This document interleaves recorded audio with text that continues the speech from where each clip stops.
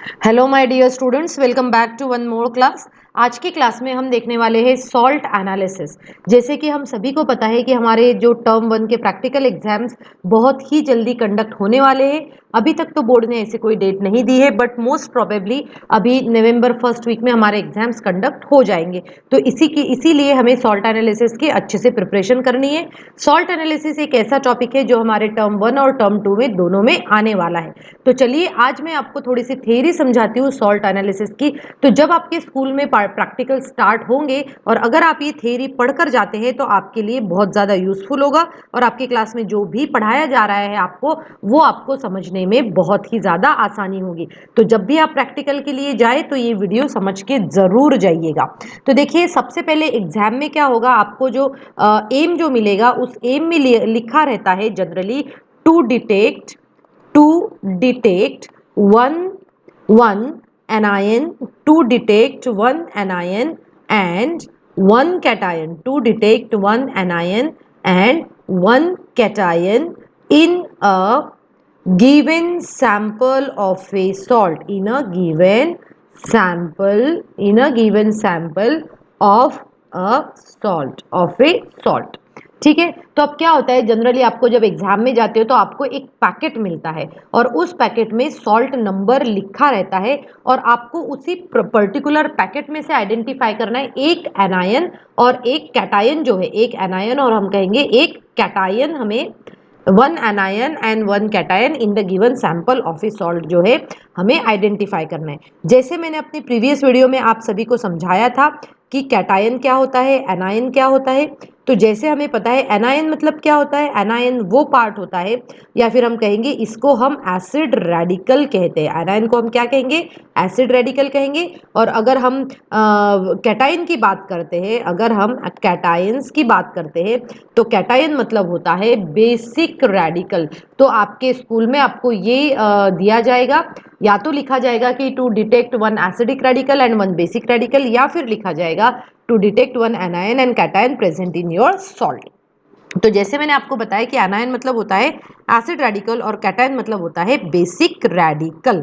अब देखिए, अब अगर हम क्या करते हैं, हम वन बाय वन स्टार्ट करते हैं। तो आज की इस क्लास में हम सबसे पहले स्टडी करेंगे कि हमारा एसिड रेडिकल क्या होता है और इसको हमारी थ्योरी, इसके पीछे की थ्योरी हमें क्या पता होनी चाहिए। तो देखो हमारे पास में क्या है, सबसे पहले है हमारे पास में एसिड रेडिकल। क्या है हमारे पास, एसिड रेडिकल। अब एसिड रेडिकल क्या होता है, देखो हम एसिड रेडिकल्स की बात करेंगे।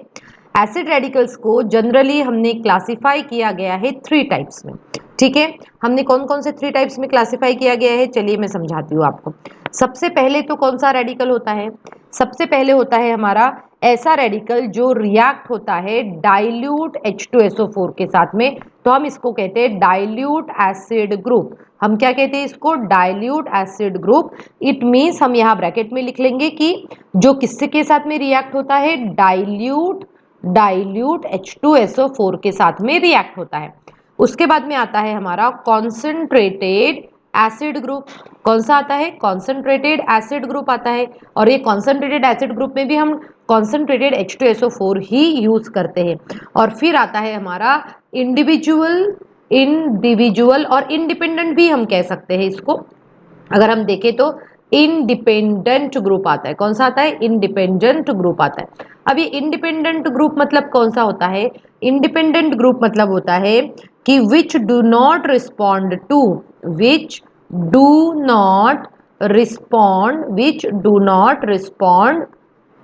To dilute H2SO4, to dilute H2SO4 और concentrated H2SO4। तो वो ना ही dilute H2SO4 से रिस्पॉन्ड करेगा और ना ही concentrated H2SO4 से रिस्पॉन्ड करेगा, और इसीलिए हमने उसको कहा है इंडिपेंडेंट ग्रुप, या फिर हम स्पेशल ग्रुप भी कहते हैं। अब मैं आपको समझाती हूँ वन बाय वन कि इन सब में कौन कौन से रेडिकल्स होते हैं। तो अभी हम बात कर रहे हैं सबसे पहले डाइल्यूट एसिड ग्रुप की। ठीक है, अब डाइल्यूट एसिड ग्रुप की जब हम बात कर रहे हैं, यहाँ पर देखो ध्यान से, तो डाइल्यूट एसिड ग्रुप में कौन कौन से रेडिकल्स आते हैं। सबसे पहला रेडिकल जो आता है हमारा वो होता है CO3 2 निगेटिव, फिर आता है हमारा S2 निगेटिव, फिर आता है हमारा SO3 2 निगेटिव, फिर आता है NO2 नेगेटिव। ठीक है, अब देखिए इनके नेम भी मैं साथ में आपको बताते चलती हूँ ताकि आपको इसमें इसको समझने में थोड़ी सी आसानी रहे। तो जैसे इसका नाम क्या होता है, कार्बोनेट। बेटा देखो ये जब वाइवा में है ना, ये बहुत ज्यादा यूजफुल है, वाइवा में बहुत बार इन सभी टॉपिक्स के ऊपर क्वेश्चंस आते हैं।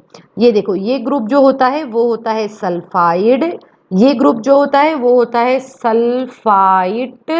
उसके बाद में ये ग्रुप जो होता है ये होता है नाइट्राइट। ये कौन सा ग्रुप होता है, नाइट्राइट ग्रुप होता है। ठीक है, अब देखो अब हम आते हैं हमारे नेक्स्ट ग्रुप की तरफ जिसे हमने कॉन्सेंट्रेटेड एसिड ग्रुप कहा गया है। अब देखिए कॉन्सेंट्रेटेड एसिड ग्रुप में कौन कौन से रेडिकल्स आते हैं वो मैं आपको समझाती हूँ यहाँ पे।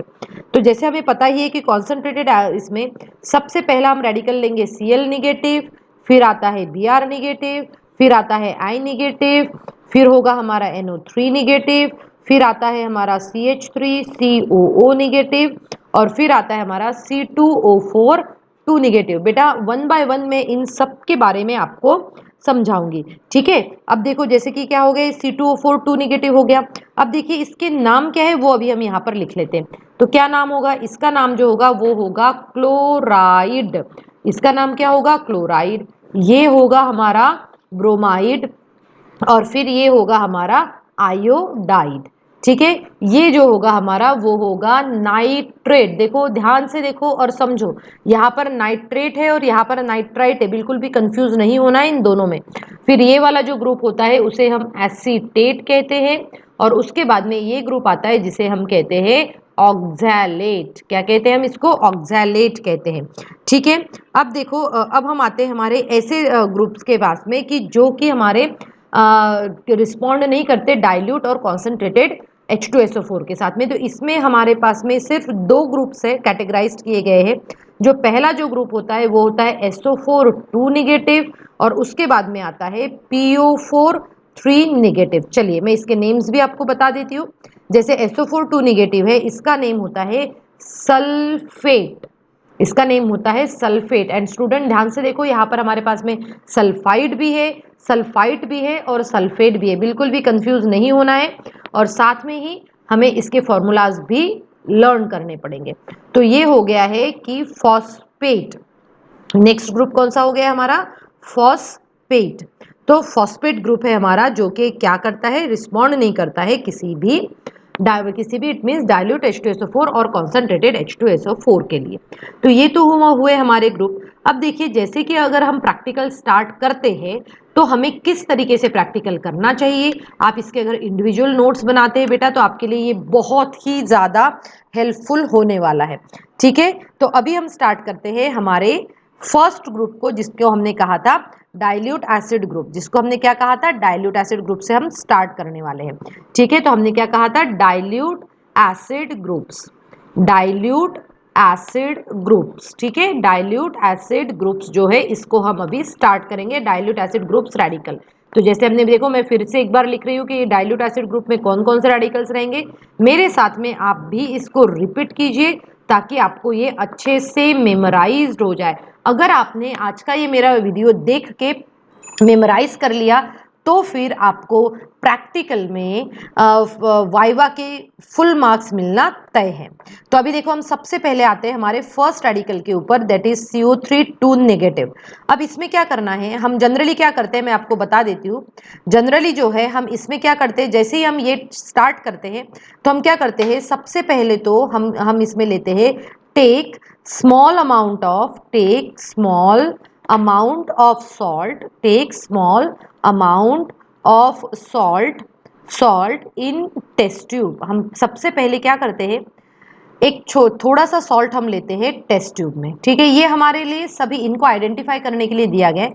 Take a small amount of salt in a test tube and then add dilute H2SO4। फिर हम उसमें क्या ऐड करते हैं, डाइल्यूट H2SO4, और फिर इफ रिक्वायर्ड हम लिखेंगे हीट इफ रिक्वायर्ड। तो कहाँ रिक्वायर्ड होगा वो मैं आपको समझाते चलती हूँ। ठीक है, तो चलिए अभी हम देखने वाले हैं हमारा फर्स्ट रेडिकल और वो है CO3 2 नेगेटिव। अब देखो अगर मैंने सॉल्ट लिया है टेस्ट ट्यूब में और उसमें अगर डाइल्यूट H2SO4 डाल दिया है तो मुझे क्या ऑब्जर्व होगा। अब देखो यहाँ पर सबसे पहले आ सकता है हमारा ब्रिस्क एफरवेसेंस, ठीक है, क्या आ सकता है, ब्रिस्क एफरवेसेंस, ठीक है, ब्रिस्क एफरवेसेंस। अब देखो ब्रिस्क एफरवेसेंस मतलब क्या होता है ना, ब्रिस्क एफरवेसेंस मतलब क्या होता है, हम कहेंगे कि gas released with bubbles, gas released with bubbles. मतलब ये हुआ कि जैसे कि अपन कोल्ड ड्रिंक बॉटल में देखते हैं कि जैसे ही हमने ढक्कन खोला उसका बॉटल का, तो क्या होता है, उसमें से गैस रिलीज होती है और बबल्स के साथ में होती है। तो उस फिनोमिनन को केमिस्ट्री में कहते हैं ब्रिस्क एफरवेसेंस। अब अगर ब्रिस्क एफरवेसेंस हो रहा है तो उसमें गैस कौन सी रिलीज हुई है, CO2 गैस रिलीज। जो गैस रिलीज हो रही है वो है CO2 गैस, ठीक है। अब आपको क्या करना है, इसका कंफर्मेटरी टेस्ट भी मैं आपको समझाते चलती हूँ ताकि आपको थोड़ा सा इजी हो जाए। अब इसमें हमें करना क्या है, हमें क्या करना है कि पास दी गैस, कौन सी गैस इवॉल्व हुई थी, CO2 गैस। तो हम कहेंगे pass the CO2 gas into lime water. हम क्या कर सकते हैं, pass the CO2 gas into lime water. और हम ऑब्जर्व करेंगे कि लाइम वाटर जो है, लाइम वाटर किस में टर्न हो जाएगा, lime water will turn into, जैसे कि हमने क्लास 10th में भी पढ़ा हुआ है कि टर्न्स इट टर्न्स मिल्की। ये किस में हो जाता है, मिल्कीनेस में कन्वर्ट हो जाता है। और ये मिल्की क्यों हो रहा है, ड्यू टू फॉर्मेशन ऑफ हम कहेंगे due to formation of CaCO3, ठीक है। अब देखो CaCO3 से ये तो हो गया। अब हम क्या करेंगे कि अगर हम इसको बहुत CO2 गैस को अगर आपने एक्सेस तक उसको पास किया, if you will pass CO2 gas, if you will pass CO2 gas in excess, if you will pass CO2 gas in excess, then हम कहेंगे कि अगर हम CO2 गैस अगर एक्सेस में पास कर दी तो मिल्कीनेस विल गेट डिसअपियर, ठीक है। ये जो है मिल्कीनेस जो है इसमें से डिसअपियर हो जाएगा due to formation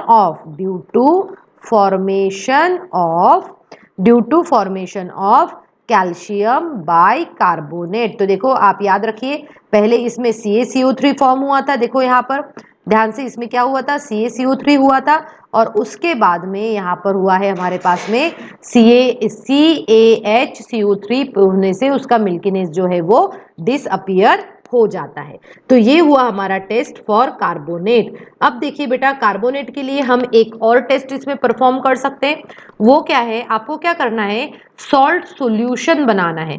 salt solution मतलब क्या होता है, एक्वस सॉल्यूशन ऑफ सॉल्ट। क्या बनाना है, एक्वस सॉल्यूशन ऑफ सॉल्ट बनाना है। जब आप इस एक्वस सॉल्यूशन ऑफ सॉल्ट में सॉल्ट सॉल्यूशन ऐड MgSO4, आप जैसे ही MgSO4 ऐड करोगे इसमें, वहां पर क्या होगा, क्या होगा वहां पर, फॉर्मेशन ऑफ वाइट पीपीटी। क्या हो रहा है, formation of white PPT due to calcium sulphate जो है उसकी वजह से यहाँ पर जो है व्हाइट पीपीटी बन जाएगा, ठीक है। तो ये भी एक कंफर्मेटरी टेस्ट होता है कार्बोनेट का। तो आज की इस क्लास में हम स्टडी करेंगे कार्बोनेट, और जो डाइल्यूट ग्रुप है बस मैं उतना समझाऊंगी, आप उसके अपने अच्छे से नोट्स बना के रखिएगा ताकि आपको एग्जाम के वक्त पे कोई भी प्रॉब्लम नहीं हो। और इन नोट्स को जरूर पढ़ के जाइए जब भी आप प्रैक्टिकल के लिए जा रहे हो या फिर एग्जाम के लिए जा रहे हो। तो देखिए नेक्स्ट हमसे क्या बोला गया, हमारा नेक्स्ट रेडिकल जो होता है वो होता है सल्फाइट। जो हमारा नेक्स्ट रेडिकल है वो कौन सा है, सल्फाइट है, ठीक है। अब सल्फाइट में हम क्या करते हैं, जैसे कि अगर मान के चलो हमने कहा था कि take a small amount of salt in test tube and then add dilute H2SO4। अब क्या होगा, अगर हमारे इसमें सल्फाइट का अगर रेडिकल है, तो अगर सल्फाइट का रेडिकल है तो एक कलरलेस गैस इसमें से इवॉल्व होगी। क्या होगी, कलरलेस गैस इवॉल्व होगी, और जिस गैस का नाम SO2 होगा, बट उसकी स्मेल कैसी होगी, कलरलेस गैस इवॉल्व होगी जिसकी स्मेल जो है वो होगी लाइक अ बर्निंग सल्फर, लाइक अ बर्निंग सल्फर, बर्निंग सल्फर की तरह उसकी स्मेल होगी।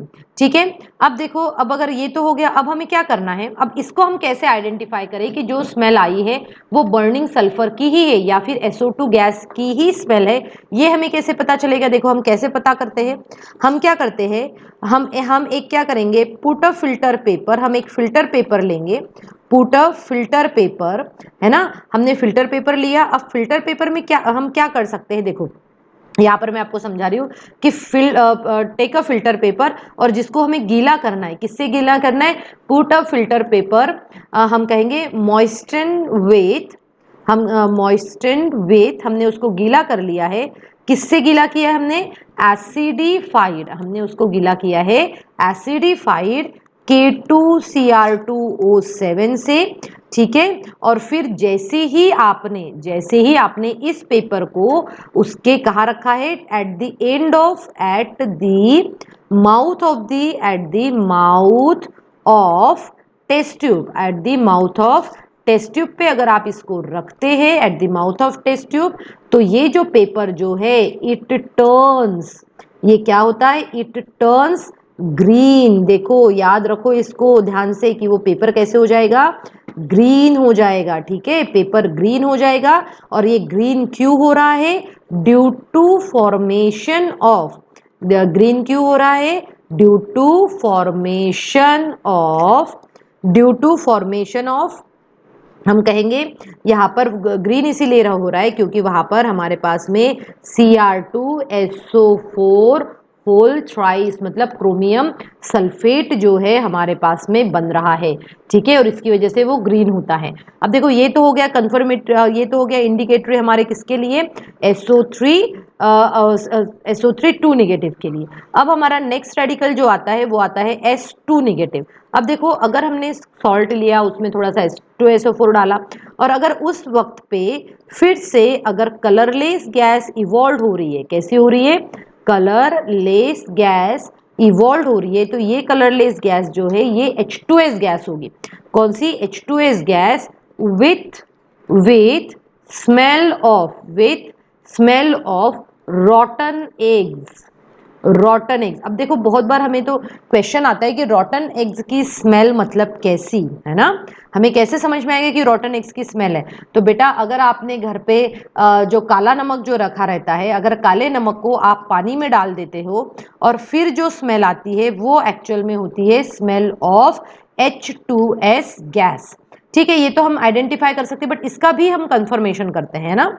हम कंफर्मेशन कैसे करेंगे, देखो हम फिर से एक फिल्टर पेपर लेंगे, और उस फिल्टर पेपर में हमने क्या किया है, अभी अभी देखो इसमें हम इस सिचुएशन में हम क्या करते हैं, put a filter paper, put a filter paper, हमने फिर से एक फिल्टर पेपर लिया, और उस फिल्टर पेपर पे put a filter paper soaked with, put a filter paper soaked with lead acetate solution, lead acetate solution, put a filter paper with lead acetate solution, lead acetate solution on the mouth of test tube, on the mouth of test tube, on the mouth of test tube. अब देखो filter paper में क्या हमें असर दिखेगा, it turns black. ये कैसे हो जाएगा, ब्लैक हो जाएगा, याद रखना है वो फिल्टर पेपर कैसे हो जाएगा, ब्लैक हो जाएगा। और ब्लैक क्यों होता है, due to formation of, due to formation of PBS, due to formation of PBS वो फिल्टर पेपर क्या हो जाता है, ब्लैक हो जाता है। ठीक है, तो ये हुआ हमारा SO3 2 नेगेटिव का और साथ में S2 नेगेटिव का। अब हम डाइल्यूट एसिड जो है इसका हम देखने वाले हैं नेक्स्ट वन, एंड और जो डाइल्यूट एसिड ग्रुप के कैटेगरी में जो हमारा लास्ट रेडिकल है वो है NO2 नेगेटिव। अब देखो NO2 नेगेटिव में क्या होगा, NO2 नेगेटिव में हम कहेंगे कि यहाँ पर NO2 नेगेटिव में हम ये भी देखते हैं कि यहाँ पर जैसे ही आप उसमें डाइल्यूट H2SO4 ऐड करते हो सॉल्ट में, अगर आपको रेडिश ब्राउन गैस दिख रही है, कौन सी दिख रही है, रेडिश ब्राउन गैस, अगर आपको reddish brown gas that is NO2 with pungent smell. एक अजीब सी स्मेल आएगी उसमें से और ये गैस जो है वो रिलीज्ड होगी और ब्राउन कलर होने से हम इजीली आइडेंटिफाई कर सकते हैं। अब देखिए इसको भी हम इस गैस को आइडेंटिफाई कैसे करेंगे। देखो इसको आइडेंटिफाई करने के लिए हम क्या लेंगे, फिर से एक फिल्टर पेपर लेंगे और हम कहेंगे put a filter paper soaked with KI में अगर कोई फिल्टर पेपर सोक्ड हुआ है, KI हम कहेंगे, और स्टार्च सॉल्यूशन में अगर हमने उसको सोक किया है, तो उस फिल्टर पेपर को जब हम इसके माउथ के ऊपर रहेंगे वो क्या करता है, it turns blue and black due to liberation of iodine. ठीक है, आयोडीन के लिबरेशन की वजह से वो यहाँ पर जाए। और बेटा ये इसके बाद में इन सभी रेडिकल्स का हमें कंफर्मेटरी टेस्ट भी करना पड़ता है। कुछ रेडिकल के कंफर्मेटरी टेस्ट के वीडियोस मैंने अपने चैनल पे अपलोड किए हैं, आप सभी उन सभी वीडियोस को देखिए और इसको समझिए। बेटा अगर आप इतना सब लर्न करके गए तो आपका एक्सटर्नल के ऊपर बहुत ही अच्छा इंप्रेशन पड़ेगा और साथ में ही आप जब इस तरीके से आंसर्स देना स्टार्ट करेंगे तो आपको मार्क्स भी अच्छे मिलेंगे। अब देखो यहाँ पर कुछ की पॉइंट्स है जो मैंने स्टार पॉइंट बना के रखे, इसके ऊपर वाइवा क्वेश्चंस भी आते हैं। ये वाइवा क्वेश्चन में डेफिनेटली पूछा जाता है और वो क्या है कि जैसे हमें पता है कि लाइक CO2 गैस